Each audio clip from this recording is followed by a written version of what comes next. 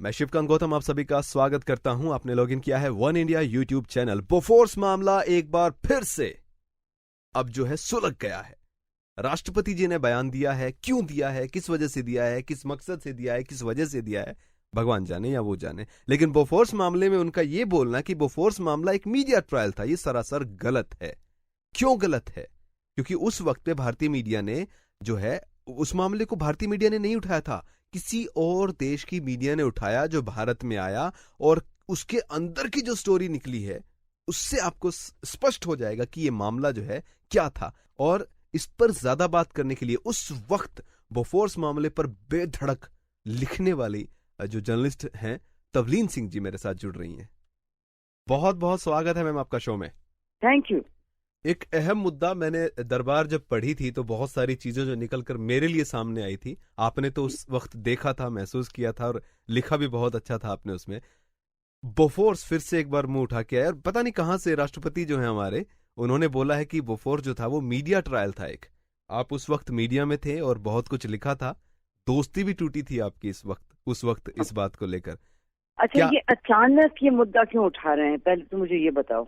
कोई आइडिया नहीं है मुझे। हुआ ये था कि बल्कि इंडियन मीडिया जो थी उस वक्त हम बड़े कमजोर होते थे ना, हमारी कोई ताकत नहीं थी। और राजीव गांधी की ऐसी वो यानी कि मैंडेट आई थी इलेक्शन में, 400 से ज्यादा सीटें थी जी। तो हम तो कुछ भी नहीं थे उस वक्त।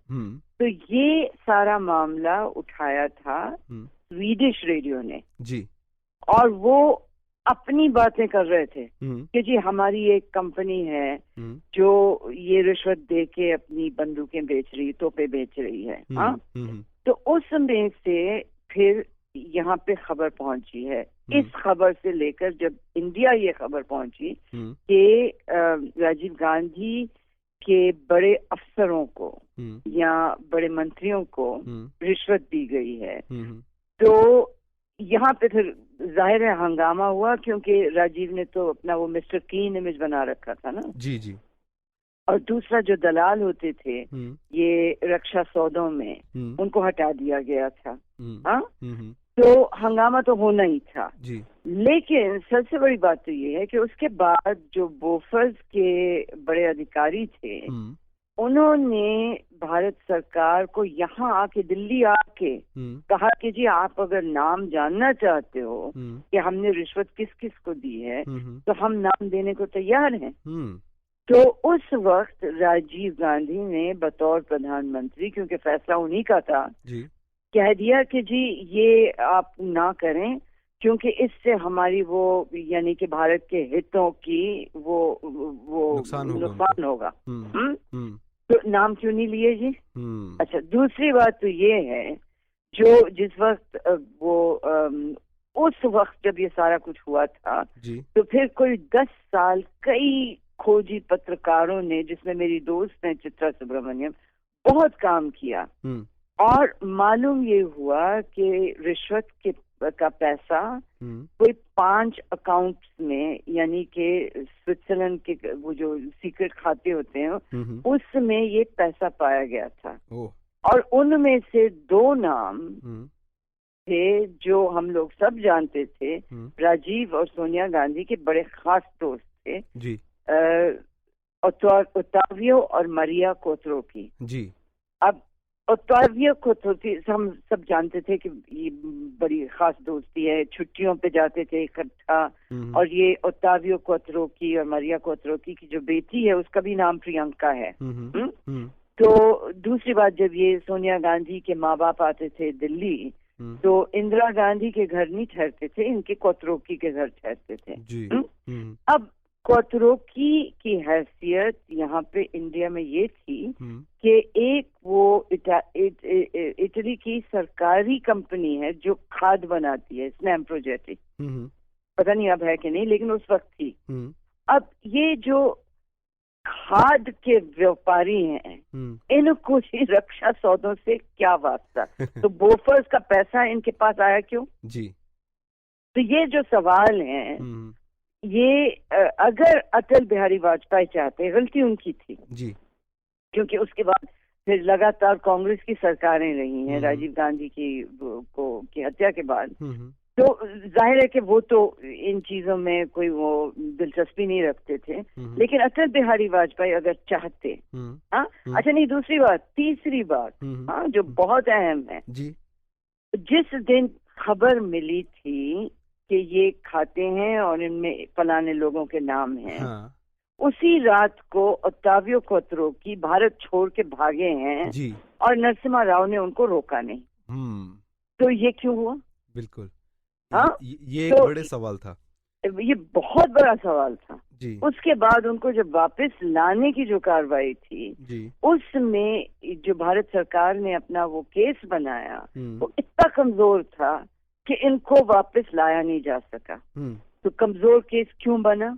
और अटल बिहारी वाजपेयी की इसमें बहुत ही उनकी वो भागीदारी थी कि इन्होंने अपनी सरकार के वक्त क्यों नहीं केस ऐसा बनाया जो मजबूत हो और जिसके तहत ये आ सकते थे वापस जी। तो ऐसा कहना, क्योंकि मैंने अभी ट्विटर पे पढ़ा है कि ये राष्ट्रपति ये कह रहे हैं कि जी कभी किसी कोर्ट ने ये फैसला नहीं दिया है या इनको दोषी नहीं पाया है। कैसे पाएंगे दोषी?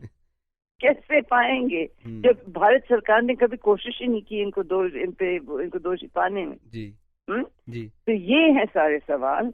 और मेरी नजर में राष्ट्रपति को इन चीजों में, हम जानते हैं कि उनकी बेटी भी कांग्रेस में है और बेटे भी कांग्रेस में हैं, लेकिन राष्ट्रपति होने के नाते उनको इस तरह का बयान नहीं देना चाहिए था। वो राष्ट्रपति कम और कांग्रेसमैन ज्यादा लग रहे हैं फिलहाल, जो उनका बयान तो लगने लगा है, ऐसा तो लगने लगा है।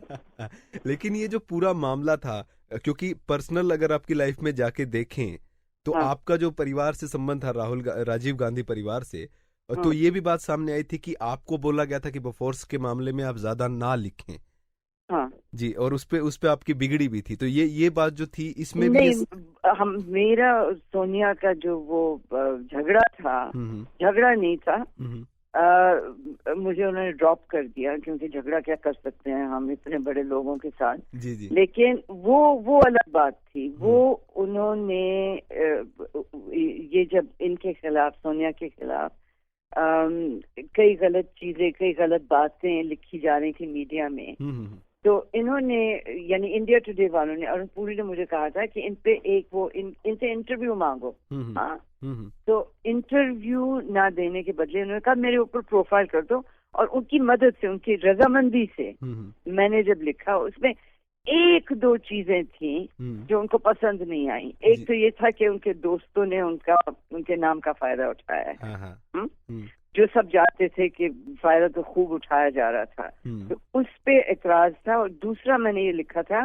कि राजीव, यानी कि प्रधानमंत्री की पत्नी होने के नाते, या तो वो ललिता शास्त्री हो सकती हैं जो बिल्कुल ही घर में ही रहती थी, या अगर ये पब्लिक का उनकी भूमिका अदा करनी है तो उनको कुछ करना चाहिए। क्योंकि उस वक्त बहुत शिकायतें आ रही थी कांग्रेस वालों से कि राजीव गांधी जब टूर पे होते थे गांव में, तो रात नहीं रहते थे, क्योंकि मैडम जी भी साथ होती थी। तो या तो वो किसी ना किसी या किसी कोई भूमिका, कोई वो रोल अदा करने अगर जाती, तो मैंने तो सिर्फ ये लिखा था अपनी तरफ से कि ये उनको अगर पब्लिक में होना है तो या तो कोई राजनीतिक या सामाजिक या कल्याण सेवा ही कुछ रोल करती हैं, अगर कुछ न कुछ तो समाज के लिए करना पड़ेगा। तो हाँ, वरना बेहतर है कि आप, जैसे ललिता शास्त्री तो कभी सामने नहीं आए थे,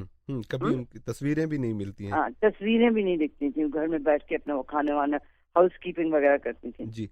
तो मैंने तो इन दोनों चीजें पे उनको एतराज था। लेकिन उसके बाद मैंने बोफर्स पे बहुत लिखा है, क्योंकि मैं मानती हूँ कि अगर बोफर्स में कुछ किया होता, कोई वो सजाएं होती किसी को, तो जो भ्रष्टाचार पिछले 10 सालों में फैला है जी, हर तरह से, वो ना होता। एक किस्म से बोफोर्स जो मामला था भ्रष्टाचार का, भारत का पहला मामला आप मानेंगी जो बड़ा उभर कर? जी नहीं, मैं तो मानती हूँ कि पहला बड़ा मामला था। यानी छोटा मोटा यहाँ इधर उधर का भ्रष्टाचार तो होता रहता था, और आज जो राष्ट्रपति जी ने बोला है कि मीडिया ट्रायल था, कोर्ट ने कहीं नहीं बोला, वो एक किस्म से पूरा नकारा जाए, क्योंकि भारतीय मीडिया ने तो शुरू किया ही नहीं था इस हिसाब से। ये बिल्कुल नहीं किया था, बल्कि भारतीय मीडिया इतनी मेहरबान रही है इस परिवार पे, क्योंकि ये तो मानना है ना कि हमारी शाही परिवार है ये। हाँ, ये तो है, ये तो है। तो इन पे तो हमने कुछ किया ही नहीं है। बोफर्स पे इतना कम लिखा है लोगों ने कि बेचारी चित्रा ने जर्नलिज्म छोड़ दिया था।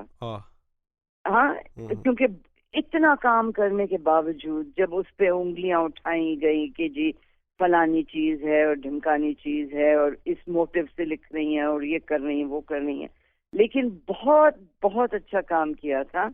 और सारे जितने भी सबूत चाहिए थे किसी को, सब सामने थे। मीडिया ट्रायल का तो सवाल ही नहीं है। एक दो ये अखबारें थी जिन्होंने इस मुद्दे को कभी उठाया है। ये कहा जा सकता है कि उस वक्त पे मीडिया जो लिख रही थी उस पर दबाव या प्रेशर बनाया गया कि ये चीजें ना हो, ये कहा जा सकता है फिर तो। भाई, एक तो जो मालिक होते हैं अखबारों के, उन पे तो प्रेशर डालना इतना मुश्किल नहीं है, आप भी जानते हो। जी जी। और दूसरी बात ये राजघराना, ये शाही परिवार है, यानी मुगलों के बाद अगर कोई परिवार रहा है जिसका इतना मजबूत, इतना शक्तिशाली राज रहा है इस देश पे, तो यही तो है जी। अंग्रेज, मुगल और उसके बाद गांधी। हाँ। ये एक एरा है नेहरू गांधी ये शायद अब ना रहे इतना आगे चल के। हाँ। लेकिन बोफोर्स मामले में जो आज बयान आया है वो सरासर उल्टा है, एक किस्म से बिल्कुल उल्टा है। और नहीं देना चाहिए था, नहीं देना चाहिए राष्ट्रपति को इस तरह का बयान। और समझ में नहीं आ रहा कि अब ये मुद्दा क्यों उठा है और आगे इसका क्या होगा। नहीं, आज कोई और खबर होगी कि वजह क्या थी, कुछ पता नहीं है। बोफोर्स सुबह सुबह जैसे टीवी चैनल खोला गया, टिकटें तो इनके बच्चों को मिल गई थी गाँव में। हाँ? और एक बेटे वो जीते भी तो थे ना। ये तो कोई आइडिया, क्योंकि कांग्रेस में जो जीते हैं उनका कुछ पता ही नहीं कौन जीते, बेचारे हारे बहुत लोग थे। नहीं, पर इनकी बेटी तो हार गई। हाँ, थी बेटी तो हार दिल्ली में। जी, दिल्ली में। बेटा शायद जीता भी है बंगाल में। ओह, बंगाल में। हाँ, देखना पड़ेगा। विधानसभा में है ना बेटा। अच्छा, विधानसभा में जीते होंगे, लोकसभा में मुझे कोई नहीं दिख रहा कोई जीता। हाँ, नहीं, विधानसभा में जीते थे। कहीं बीजेपी में आने का इरादा तो नहीं है, जो राजघराने के खिलाफ सुलगा रहे हैं, आग लगा रहे हैं धीरे धीरे। प्रणब मुखर्जी के जो बेटा बेटी उनके लिए प्लॉट बना रहे हो कि कांग्रेस जो है नहीं, ये तो इस बयान के बाद बीजेपी में कैसे आएंगे? कोई पागल ही होगा अगर इनको लाता है बीजेपी में। जी, चलिए मैम, इतनी अंदर की खबर जो दी आपने उसके लिए बहुत बहुत धन्यवाद। थैंक यू जी। तो ये थी हमारे साथ तवलीन सिंह जी, जिन्होंने बताया बोफोर्स मामला इंडियन मीडिया ने उठाया ही नहीं था, ये तो स्वीडन रेडियो ने उठाया था, जिस खबरों के बाद में भारतीय मीडिया में बवाल मचा। और मचा भी कितना, सिर्फ एक दो न्यूज़पेपर ने ही इसको ऊपर उठाया था, बाकी तो इसको दबाने में ही लगे थे। राष्ट्रपति जी का यह बयान क्यों बोला गया है, आज किस लहजे में बोला गया है, किस बात के लिए बोला गया है, ये भी एक सोचने वाली बात है। वन इंडिया पॉडकास्ट में इतना ही।